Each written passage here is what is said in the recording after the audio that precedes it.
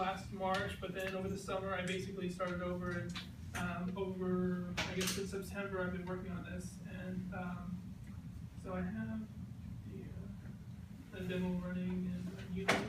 Yeah, Unity makes good for people that usually don't do programming. This is a really easy way to get into it. The tutorials are great, and yeah. So I didn't connect the audio, but you can put them into the. So all of this music and all of the art I've got online from the art is from a game called that was really helpful to make this look like the game.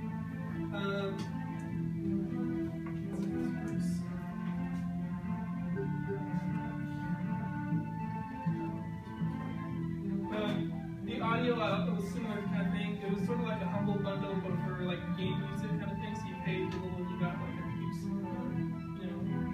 different audio, different music things. So the version I have right now is just a sort of like I said, an infinite runner. You have some items that help you go through the level. But I can get started here. I had a controller, but I didn't connect the right phone. So yeah, so like I said, you have some items here, and you can use this one stops time. This one can blow up the platform if you needed to. And then there's this enemy up here that is trying to actually exactly right. But so yeah, one of the things that nice. Yeah. Wow. And it's still there. Game of the year. So yeah, I mean all the animations are pretty cool. So but yeah, I mean that's more or less the game play. You have this enemy that's sort of attacking you, and these. One of the things I'm working on now is sort of balancing it, because the little homing things are actually pretty hard to dodge. Apparently, people tell me I've been showing it off. And for me, I've been playing it so much, it's like, this is really easy. Oh, I guess I have. So yeah, one of the things that, one of the things I wasn't sure if I wanted to have the enemy like be able to be killed, or if I just wanted to have an infinite kind of thing. And this version just has the infinite mode. But as I get further down, one of the things I had this meter here at the bottom is when you get to this bottom of the thing, you can see sort of glowing down there. It'll actually fill this meter, and then you can. I don't know why it says 1 health. But FYI, when you die in your own game, and I'm living proof of this, you've made a good game. Just saying. Just saying. And that's what I tell myself. Yeah. So you have this, so when you get down there and fills it up, you can attack, and that'll actually speed the game up a little bit, and then and it'll increase the multiplier, so your score increases, so the better you do, the higher, the harder it is, but it'll sort of get to a point where you can't get to the bottom enough, so you can't increase it anymore, but you can still keep playing because the items will help you and stuff. So I wanted to give it a little bit of balance, so you can get it as fast as you want it to get, and then it'll still be fun. Even if you play it more and you sort of get good at it, you can get where you're able to increase the speed a little bit. So that's one of the things I was trying to do. And so right now, like I said, this is my first game. This is sort of. It was a lot of it was like, oh, I wonder if I can do this, and I just sort of figured out a way to do it, and then I just did it. So I don't really have like a website or like a Twitter or anything, so I'm probably going to be doing that. That's going to be the next step. So I'm going to just work on marketing, work on getting stuff. Maybe there's no harm in trying to get on Steam or something, or Greenlight or whatever. It's all. We've seen what's on Steam. You're okay. We've seen it. Yeah, that's going to be the next step. Basically, well, there's a lot of tweaking and stuff, but I think the core gameplay is there, and the art is. I really like it.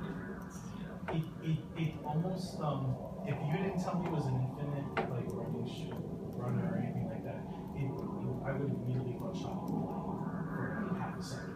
Right. It's like, oh my god, chocolate flight! It's moving downwards. I don't remember that, but I love that game. So it's just I like where you're going with it, and I like the fact that it's this adorable little thing, and and it's so small, but so tense. It's so tense because it's like, oh my god. And you have these powers and these power-ups, but there's that frantic nature because it's like, okay, I know I have this, and you should feel more comfortable, but you don't because it's constantly descending, which it seems so poetic in a way. It's like this dissension, this descending into something you don't feel. Your heart pumps out of your body. That's It cool. is called Fallen Heart, so that's Indeed, no false advertising. So yes. Actually, I just added the title because it was solo project title. So Fallen Heart's gonna be the name of the game. So That's great. Is it going to be out for mobile? Right now, I mean, maybe I haven't thought about it. I haven't because the problem I was having is just movement, getting it to do that, and the jumping, and then the items using. So it's kind of like a lot of things to be able to do on mobile. But I'm not against it. I'm totally, like I said, every step is going to be a learning process. So it's all going to be like, if I can figure out a way to do it, I will. I'm going to keep learning. I mean, I would say maybe using the tilt feature. Sometimes they have that for moving left and right, and then tapping the screen to jump. If you want to, like, since it is simple controls, it does have the potential for that. Yeah, what I was thinking, I haven't actually not quite worked the same thing, but on my phone I have one where you sort of automatically run, you sort of swipe to change direction, and I thought maybe that would be. But then with the projectiles, it's harder to dodge when you just you don't have full control. Right, you can't stop. You can't time your jumps and stuff. So that's one of the it's just a problem to work on. I think the left and right will be pretty straightforward. The only thing is the jump. How are you going to incorporate the jump into that whole scheme? As long as it's not like the Flappy Bird chopper or whatever it's called. Oh my god.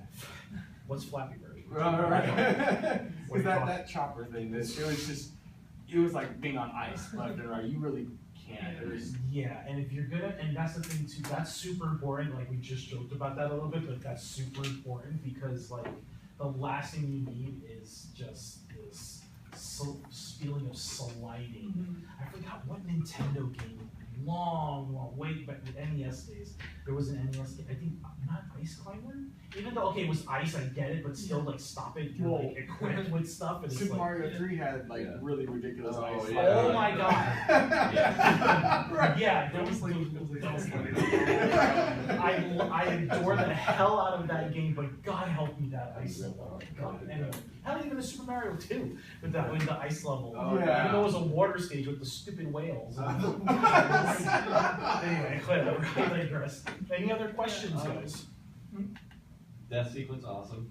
I like that it zooms in. For the progression of the game, does the enemy start at the very first level? Yeah. So it's just continuous, because it seemed like it was challenging, I guess, right off the get-go. And I don't know if it would be possible, I'm not sure how you code it and whatnot, but if that guy came in later, and maybe did the homing after. Like I said. So there's like a progression of difficulty. Yeah, one of the things that I definitely want to work on is just sort of balancing and adding a little, like making the difficulty more progressive. Right now, it's randomly which projectile you use, or which, because there's a couple of them, I might add more, but it's just random, whatever he chooses to do. So if right off the bat he shoots a homing thing, you're not sure what to do, and you're like, So that's definitely. And play testing, you'll figure out. Yeah. So, absolutely. I've only actually showed this off, I guess, to the game dev club a couple times, but so this is the first time showing it out. So I keep doing that. I was gonna say I totally get not wanting the enemy, like the main thing chasing you, getting killed. So I mean, as far as like the homing thing, I know in our game we have a gravity well, so it's not like it really strongly pulls you in. When you do your shots, it actually just changes the trajectory of it. So as far as like the homing, like maybe if the homing just kind of, it is not as sharp, so it just keeps falling downward rather than coming at you. Or if it's sharper as the difficulty gets higher.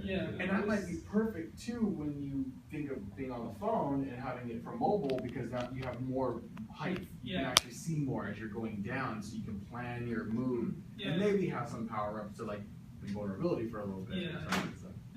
Thanks. It looked like you had to dodge the homing one like 10 times.